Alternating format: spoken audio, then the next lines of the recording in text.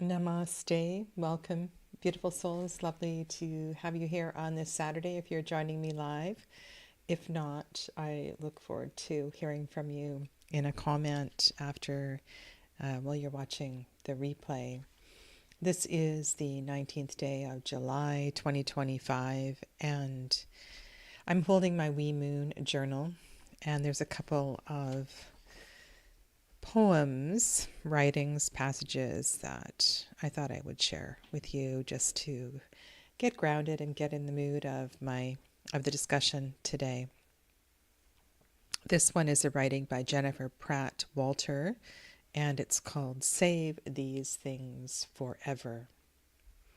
Save the smallest wild things, the overlooked ordinary things, earthworms, baby birds, moss, deep soil.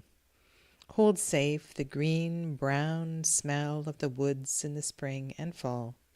Save sequoias and their bird songs. Keep safe the salamanders in the stream that leaks from the hillside by my childhood home. Save their eggs, silent as pebbles. Enfold with safety the magic lanterns of fireflies. Save the aurora borealis and how my feet sound sweeping through dry leaves in autumn. Keep forever the voices of those beloved to me. Save all the unspoken love that overflows the bucket of my heart. And save always the sharp awe that envelopes me when in the presence of the still and untamed beings. And I think these reflections are important at this time of, maybe I'll save the other one for later. Four of Cups, this third decan, as we close the last couple of days in this third decan of Cancer. And I will be sharing with you the Four of Cups from the decks that I am working with, and they are linked just below in the description box. And those are the Greenwood Tarot, the Margaret Peterson Tarot, and the Mythologia Fennica. And today I'm going to share with you some reflections on the Four of Cups and the Five of Cups and the Six of Cups. And if you haven't been following along in this discussion, we have done the Suit of Swords and the Suit of Wands. And the reason for doing this is an expanding understanding of mine, in that in reading the tarot, it is really important to look at the connecting responses of the other suits. That no one suit only means one thing or acts in one way. Two of Wands doesn't mean this. Four of Cups doesn't mean this. It responds to other cards in a reading. And this interplay of elements is so important and such a fascinating thing to share and discuss. And so I'm going through these decks that feel deeply responsive to each other. Welcome, Arya. Namaste. Good afternoon to you. And Vicky, if you're live, hello. Lovely to have you here. And those of you in the background, warm welcome. If you're new, my name is Sadhana, and it's my pleasure to have you here today. I thought I would start with a reading, and not so much a reading for the new moon, which is on Thursday, which is a lovely time to do a reading, but to allow the cards to begin to welcome in this transitioning energy to Leo season.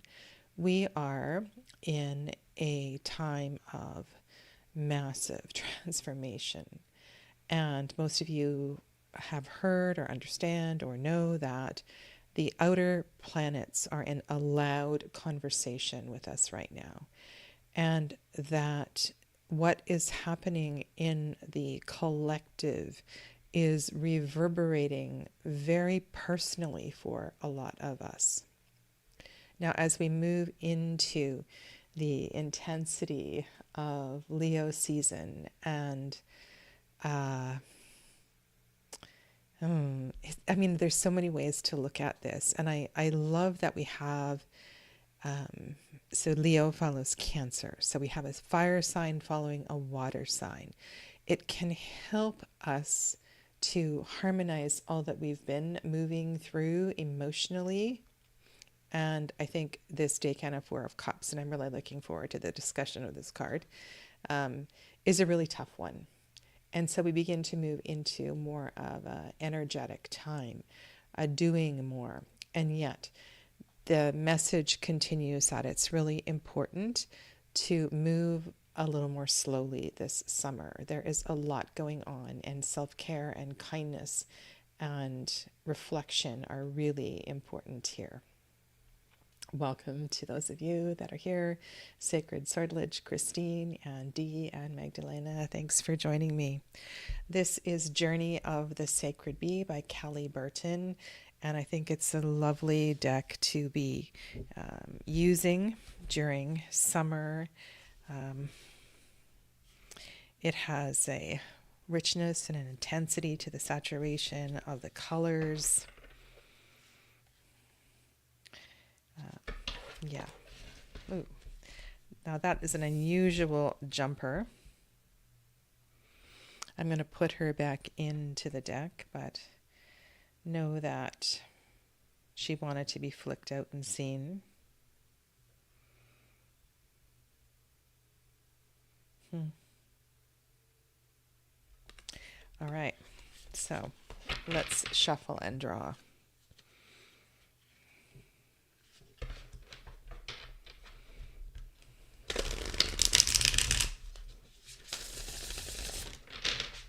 And how about if I draw some cards around the Strength card and use that as a reflection of focus and intention for the upcoming Leo season.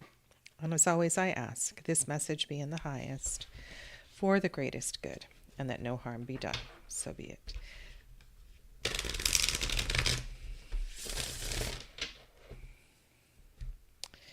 Okay, I'm going to do a single cut. And then I'm going to look for the Strength card. This is a Leo card sitting at the bottom, third decan of Leo. And these are larger cards. Let me just move the mic so I can turn and focus here. Okay, so I just say that because they are, they're big in hand. And if you are curious, I did order the Kelly Burton deck on Kickstarter. And it was a hum and haw about whether or not to order it, but I did in the end.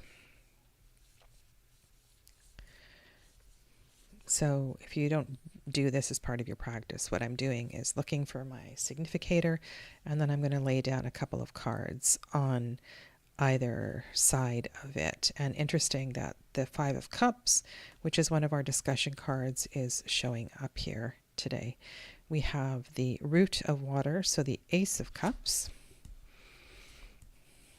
and the Princess of Cups, lots of water, and that beautiful card that you saw. I'm just going to put that down way over here. And what's going on this side? Moon and Knight of Wands.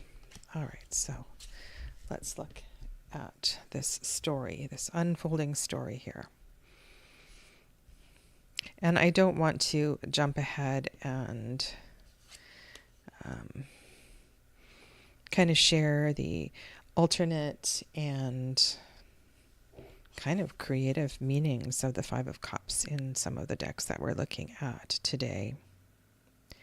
But one theme that really comes through in all of these cards is, in all of the Five of Cups that we'll be looking at today, is this sense of presence and being present and being in the moment.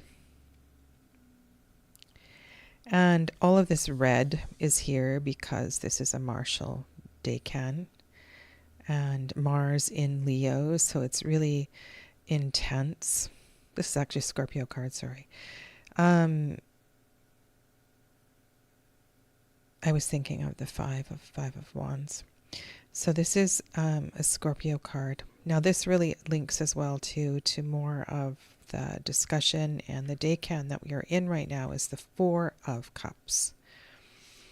So one of the aha moments that I had while I was preparing for today was this reflection of how the Four of Cups in a way prepares us for the Scorpio journey. So we have this initial Cancer season, first water sign. It ends in the Four of Cups.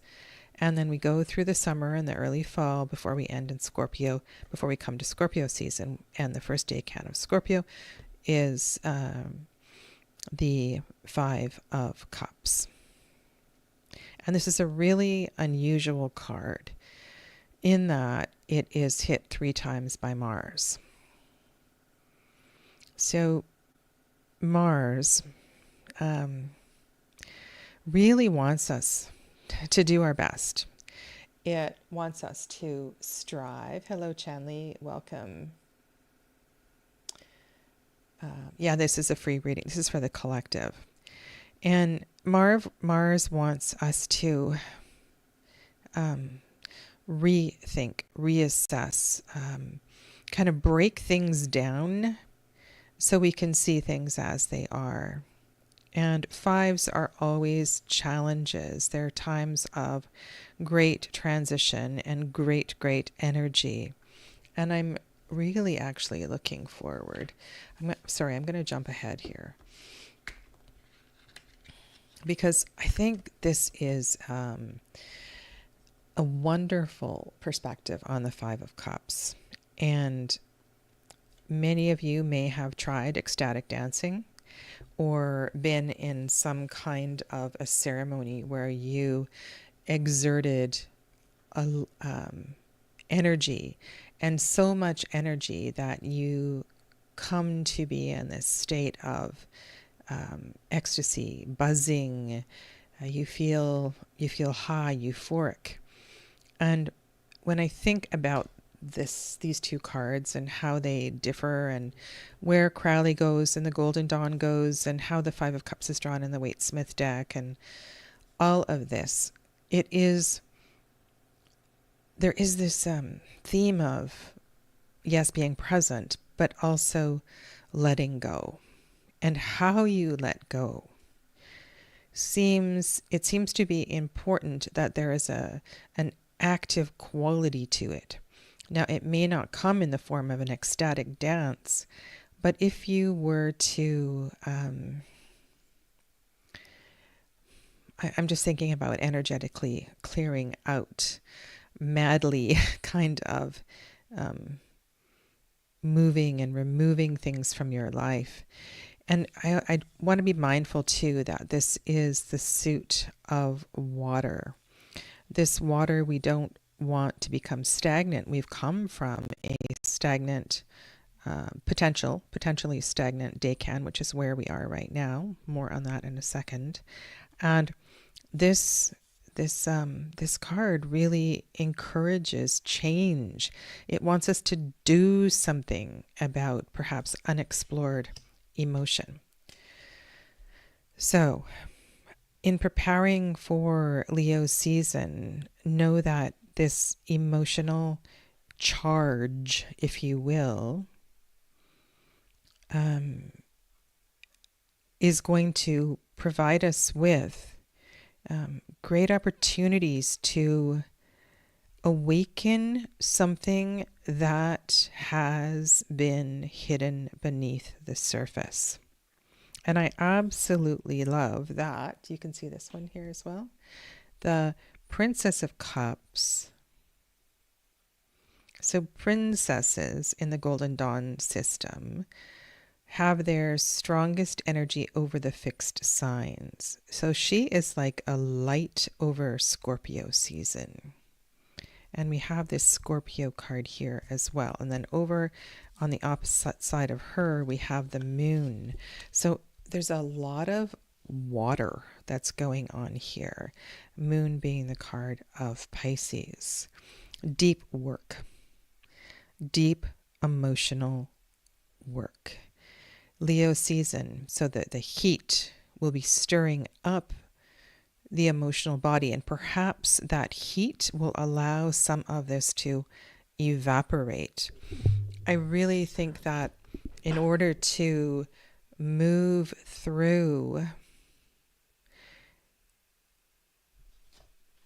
the challenges, the expectations, the disappointments that we may have buried deep in our psyche, deep in our soul experience, that we are journeying through this lifetime, it's everything's getting stirred up right now. And so the heat of Leo is going to poke at this significantly. And I really love how, oh my goodness, it's so beautiful how this all just kind of weaves together. So this is Susanna Salo. This is from one of the cards we're looking at today. And this comes from the Four of Cups card in her deck. And she's talking about fear. She's talking about fear. And I think one of the most challenging things with tarot readings and with doing deep work and learning to let go and facing fears and facing challenging emotions is that we don't know how to do it. People say, well, just let go. Well, how? How am I supposed to let go? How am I supposed to face my fears? How am I supposed to release these disappointments? And I think it is, there are techniques that we can use. Full moon. So the next full moon is not for some time, but during the full moons, I love the opportunity to have a fire, often in the summer. If you're in the southern hemi, then it's easier right now. Northern hemisphere, sometimes fires are restricted this time of year. But to put intentions, letters, words, things into a fire actually for the process of transformation.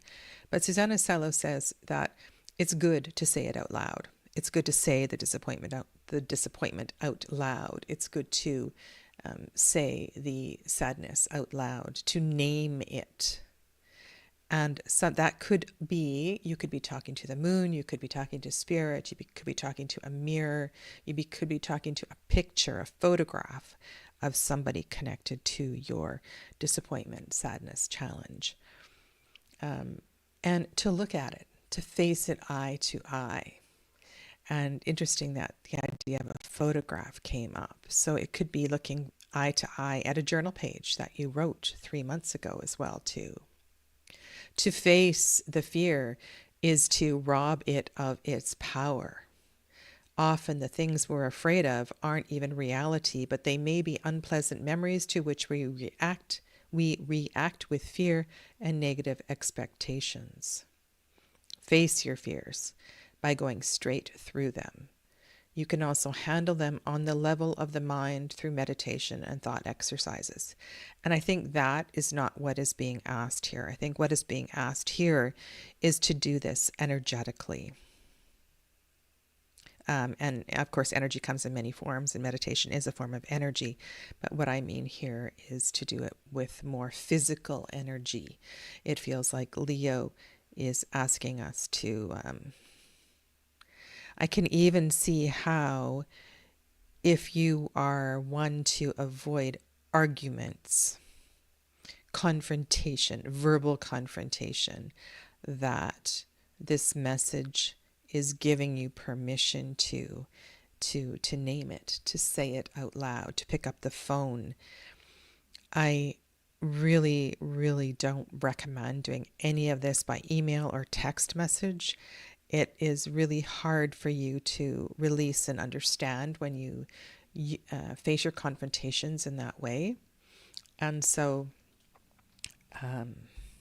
picking up the phone feels important here. Now, there is an interesting, another interesting synchronicity in the tarot, And most of you know that the tarot has layers of connection with the elements. And when we're dealing with so much water in a reading, right? So we have Princess of Water, Ace of Water, Five of Water, and a major arcana of the moon. This speaks to a sacral chakra tsunami of sorts. Sacral chakra tsunami of sorts. Did you hear there's going to be a tsunami possibly in Alaska? Interesting thought. So what does this mean? This means you could have, if you have a blood moon cycle, you could have a heavy bleeding this month. It could mean that, or you have really intense cramps during that time of the month. It could be that you something explodes in relationship. Something really comes to the surface in relationship, and this is an awakening. This is an opportunity for you to really face this.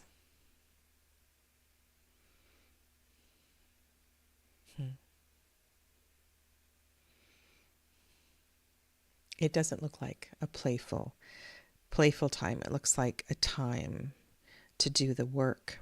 And what I was saying about this influence of all the outer planets being intensely archetypal and collective, it's reverberating at a very personal level for each of us. And this is a time to respond, a very important time. So thank you for letting me ramble on here. I appreciate you all. Okay, so I did a video yesterday. I did a VR to Simon at the Hermit's Cave, and it was really fun. It was, if you didn't see it, it was called hashtag, what was it called? Hashtag the deck that. And there were 12 questions, 12 prompts, and the deck that surprised me, the deck that used to reflect who I am, and so forth. The deck that challenges me the most. And I just want to share with you a little bit about the Minchiati. So the Minchiati was the deck, this particular one was the one that I used in the video, is a 97 card game originally. And the Minchiati, by Christine, the Minchiati is full of extra cards. It has element cards, it has zodiacal cards, it has more virtue cards, and a lot of the majors look significantly different from the major arcana that you are, oh thank you Dee, that you are familiar with.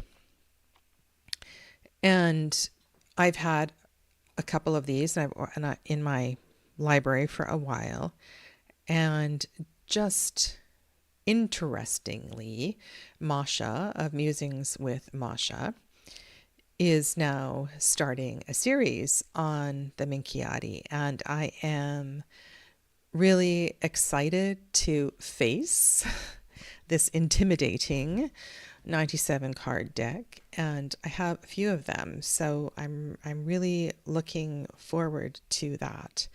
And I know in terms of fears and the tarot and all of that, many of you have feared challenging decks such as the Marielle Tarot, or even a deck like Dreams of Gaia, which does things in its own way. Or maybe the Wildwood Tarot, the Greenwood Tarot is your nemesis because you don't understand the system. And I think as tarot readers, which most of you are, personal or professional, that you can also stir up some of this emotion by choosing a deck or a system that is slightly uncomfortable for you. A deck that has cards you just don't like, but for some reason you have kept in your tarot library. I think this is the time, and this kind of action could really help with discovering what it is that needs to come to the surface for you at this time. Okay. All right. You had an observation, Dee.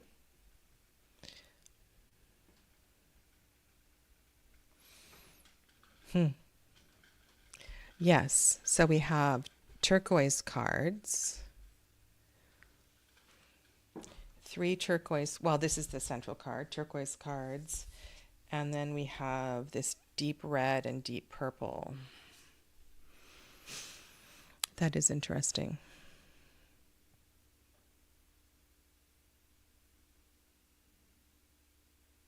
Almost in a way, when I look at color in a reading too, we're looking at a reminder of harmony and how important harmonizing things are. And that, yes, there is an intensity to this, but let's not forget the softness. And as I was saying, while we move through all of this individually, it is important to slow down, be kind, and all of that. Yeah. Okay. Samreen, that was a reading for the collective, and I'm not doing personal readings. I'm going to transition now into a tarot chat that has been ongoing for some time. And we're going to turn now to the Four of Cups. So this deck is, if you haven't been following along, is one that we have been looking at the mythology and I have been trying to weave together the mythology of the Mythologia Fennica with a deeper understanding of more familiar meanings of these cards. And today I'm going to look at 4, 5, and 6 of Cups. And so let's start with the 4 of Cups. This is the Margaret Peterson Tarot. And you can see that there is a storm that is brewing here in this window.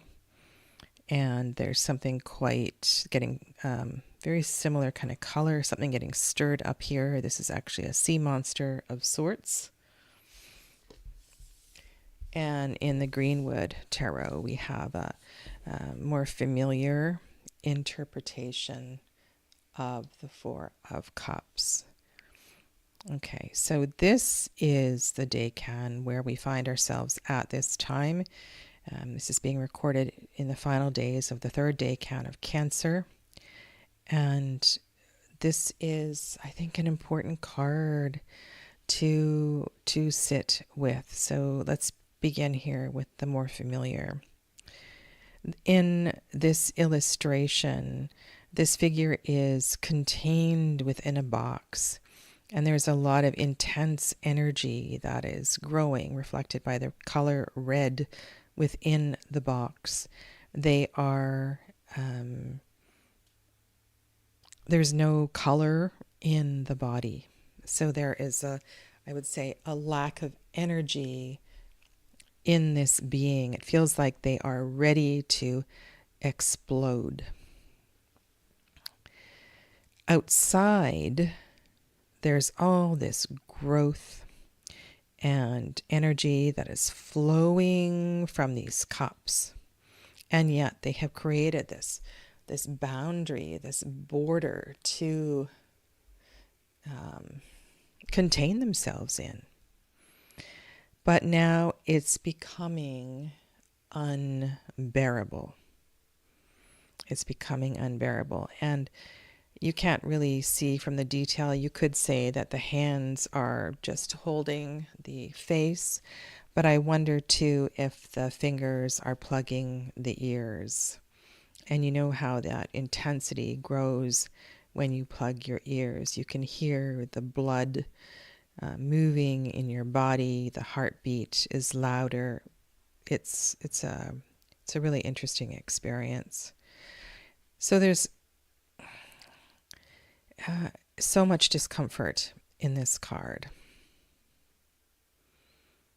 Fours are containers of sorts. They can be sacred space, they can be prisons, and everything in between. All right. This one, the Iku Turso, like I said, is a sea monster. Looks a bit like a seaweed, sea plants. And I'm not going to read the myth. I'm going to skip straight to the conclusion. Something strange has tangled itself in your net. Yes, this is a deer behind the cup. And the antlers are gold. And there is a peacock here. And there's a peacock drinking from the cup on the right and a deer on the left. Something strange has tangled itself in your net. There are water plants and weeds, some creatures of the deep, eyes and hands that grasp at the oars at the sides of your boat. You will be stuck until you clear this mess. Water is the element of feelings, and there might very well be unfinished business hiding in the depths. If Iku Turso rears its head to you, you might have something in your past that needs solving. It is wise to deal with these kind of matters as fast as possible, for you really don't want to raise this monster into your boat. What is holding you?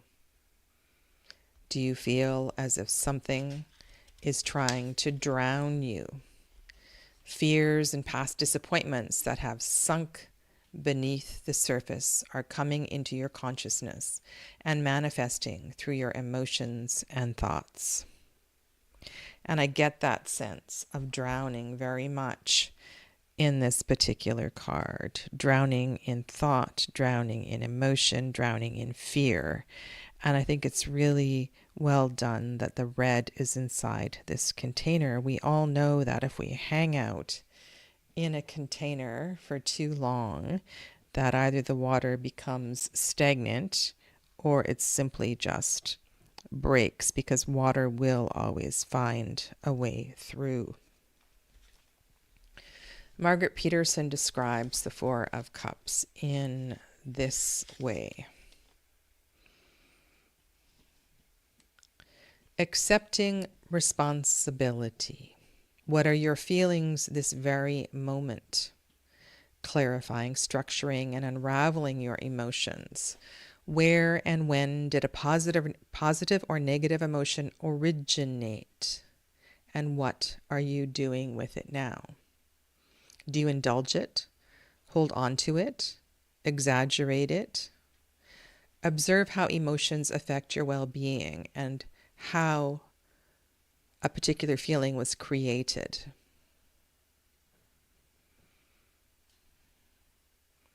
Dark, unclarified, dull, or clear, bubbling emotions. Learn to distinguish your many feelings.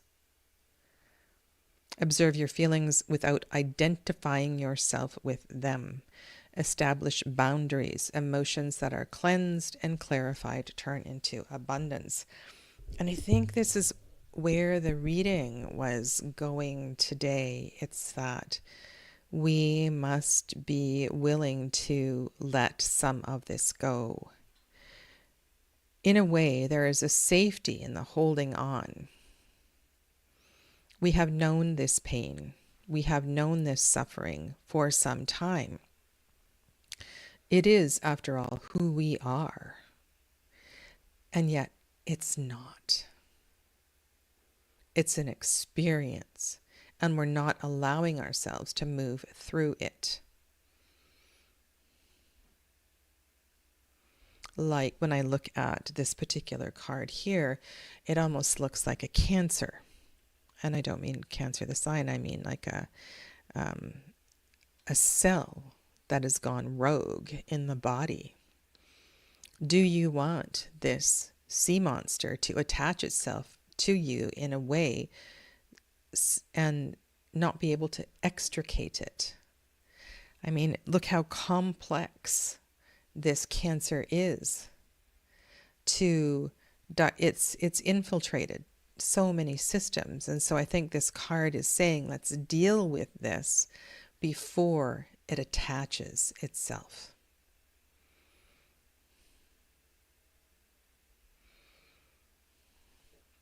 And then I'm reflecting on that word deal, right? So let's do something about this.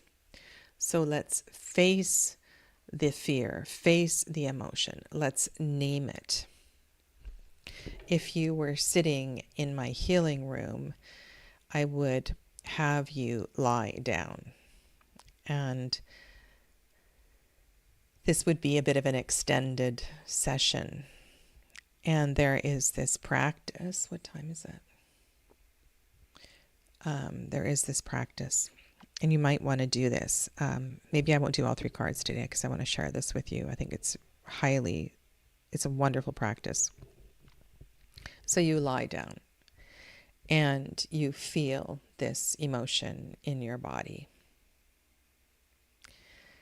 And you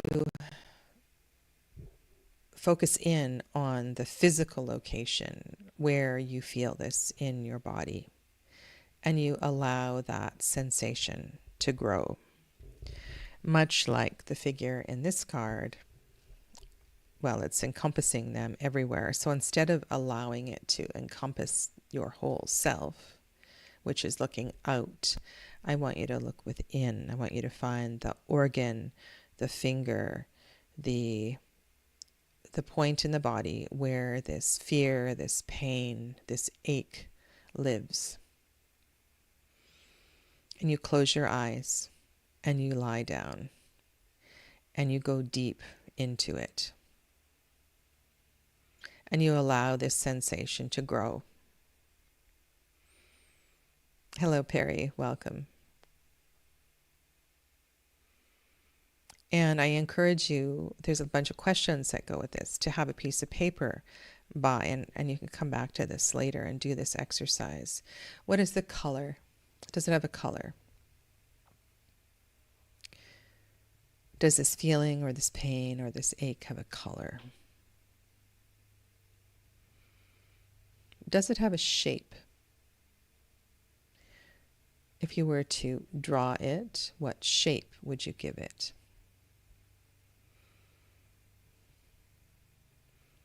Does it have a texture? Is it rough? Is it smooth? Does it feel wet or dry?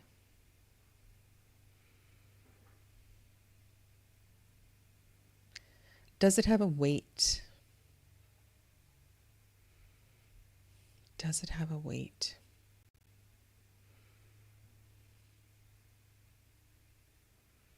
And so this exercise asks you to anthropomorphize this pain that lives within you, and to discover where the memory or the emotion is inhabiting itself in your physical body, because it does. It lives in your physical body. Until you spend some time with your eyes closed, finding the color, the shape, the texture, the heat, the temperature, the weight, the shape of this entity that lives within you. And then you come back to your journal and you draw it and you color it. and you name it, you recognize it. Maybe you're going to cry over it. And then the next part of this is you go back in and you find it and you allow it to find its way out. You allow it to either grow and dissipate, or maybe you visualize releasing it through an exhale breath, or maybe you visualize it flowing out with your tears or your sweat. And this is quite a process, but it's a wonderful way to, beyond just naming, to finally get rid of something that inhabits your soul. And I think in the season of Cancer, there's a lot of issues and emotion that comes forth for people. And if we don't have techniques and tools to process this stuff, it continues to be swept under the carpet and to linger. So I offer this to you today. All right, so let's do one more card. And this just makes me smile. Some of you may be familiar with will-o-wisps, these entities that kind of float around, and it reminds me of people chasing fireflies or chasing fairies. And sometimes we see these magical, this is the Five of Cups. I just want it to focus.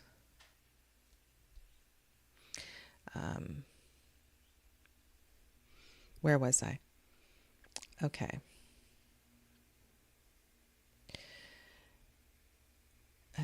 Sorry, just going to go to Perry's comment before I go on. Thanks for the process of visualizing the whole picture. Oh, you're very, very welcome. I think there's something really important here in this. So the lesson of this card is to be present and to be in the moment of the magic of the witnessing of the will-o-wisp or the fairy or the northern lights or whatever it is. We can't capture it. We can't put it in a jar and hold it, but we can be in a moment of sharing something special with the divine. And I think this is a really beautiful take on this card. This reminds me how it's important to be silent when we experience things like this. We're walking in the forest and we stop and we turn and we see an elemental. And it just kind of fills our being in a way that it's so exciting. And it's not something to capture, to take home and to put on a shelf. It's not really something to run home and tell everybody about. Oh, did you know there's a little troll in the trail up the forest over there? It's a way that God, that Spirit, shows us these connections, and being present and just drinking in the moment of all of that is such a special opportunity.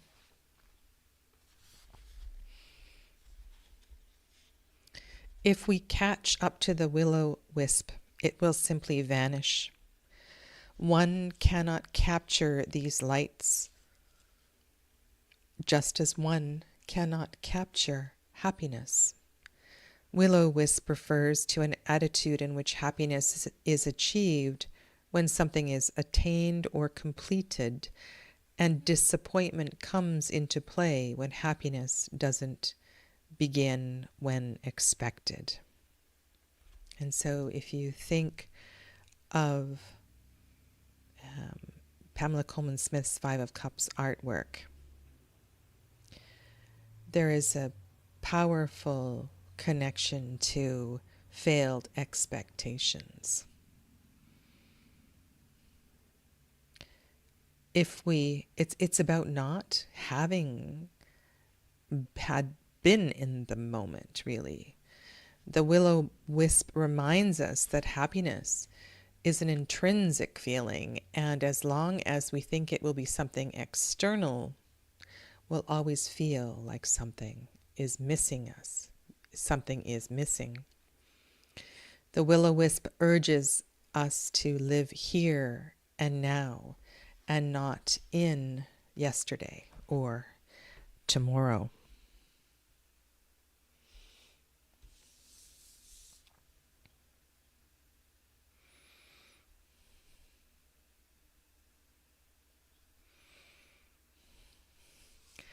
I remember an ecstatic dance that I attended at a yoga nidra conference, and I was rather inexperienced in the ecstatic dance practice. I'd never done it before, and I had a hard time letting go enough for the experience to be what it could be.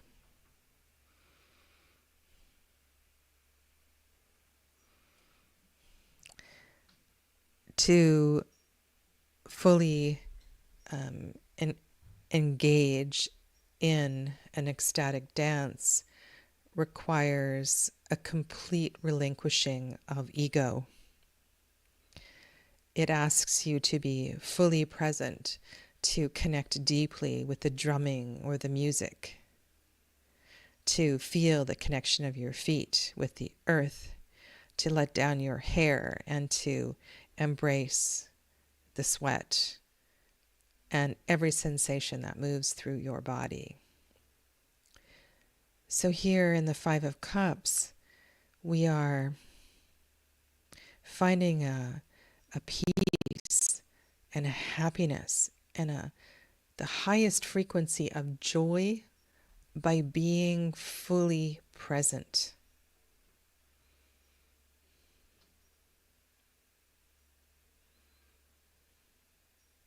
So, we had this card in, did I shuffle? I don't know what I did with it. In the reading today. It's a red one. Did I put at the back, the front? Sorry, I didn't keep out the cards from the reading. So Five of Cups was there in the reading. And just think about this journey from Four of Cups to Five of Cups. And this notion that if we truly want to process these emotions, water wants to flow. We need to allow it to move through us. And so how will you do that?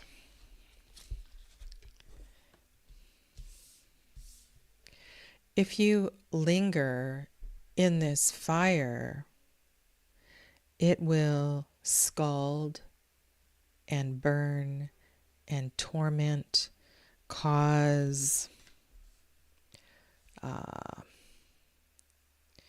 acid reflux, indigestion,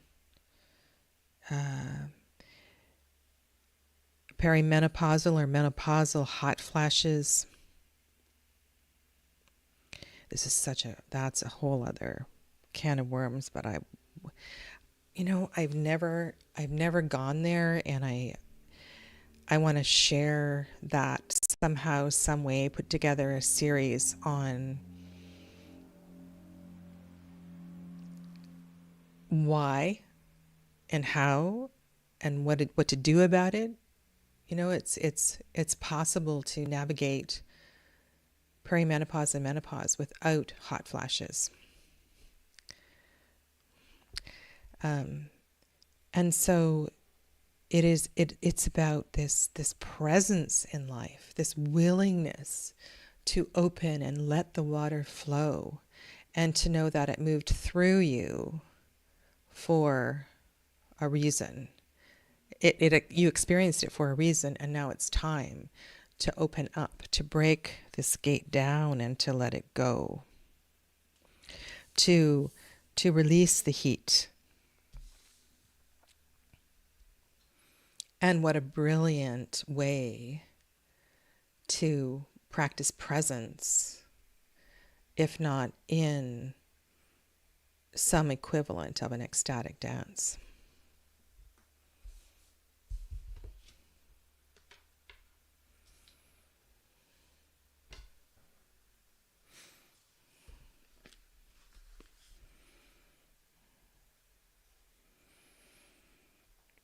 Margaret Peterson addresses grieving in her card.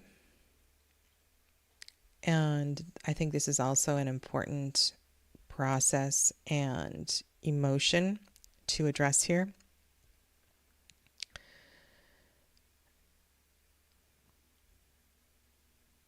We fear survivor's guilt, perhaps, or we hold on, we have survivor's guilt. Grief is such a deep and important journey in our lives. And if we hold on and don't allow the grief to process, we will find ourselves getting sick. Grieving and letting go of a seemingly endless succession of disappointments. Stop looking and feeling in one direction only and see the flow of the present. Say goodbye to old hurts. Feel your grief. And so that with that exercise that I was sharing with you, it works really well for grief as well too, is to experience and feel that grief in the body. It may manifest in your right knee. It may manifest in your left ear, wherever it is, and to go through that exercise with the intention of raising the frequency of that energy. So this is important as well too, to understand that these pains and aches and memories and disappointments and failed expectations, these kind of exercises might not help in one go, but what we can do is begin to give it space. So we do an exercise, and instead of being a tight little ball, it becomes a little lighter. It gets a little more air in there. And then we do it a week later, and we do it 3 months later. And it begins to release, it begins to let go. This is not, it can happen like that, but for many people it takes a few tries. Tears cleanse the body, and you will become open for new approaches to yourself. Your mourning will release you from the hold of old negative emotions and free you from your isolation. You will fall into the ocean like a drop and experience the narrow limits of your ego dissolving.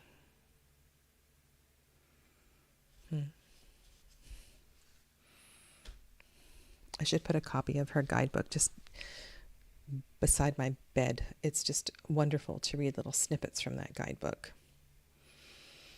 So, Perry, thank you for all your lovely comments here in the chat.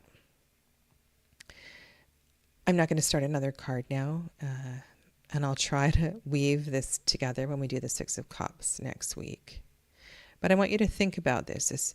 There's this bridge from the last decan of Cancer to the first decan of Scorpio, this water bridge. And what do we have in between? We have Leo season and Virgo season. We have Libra as well too. So what can you do in Leo season to make the process easier when we come into the darkness of early winter, late fall? I think if we begin to understand, what are you doing here? If we begin, sorry, I'm talking to a bug on my desk.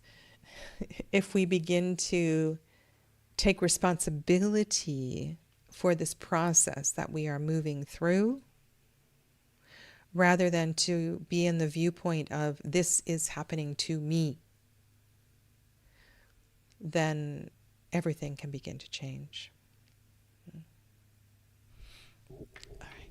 So, thanks for being here today. This is not where I thought I was going to go today, but things unfold exactly as they are meant to. So I hope you got something out of this, and if there's anything that you find connection with, I appreciate the thumbs up, the subscribe, and the feedback and a comment a little bit later. Have a lovely rest of your weekend, and I'll see you soon. Namaste.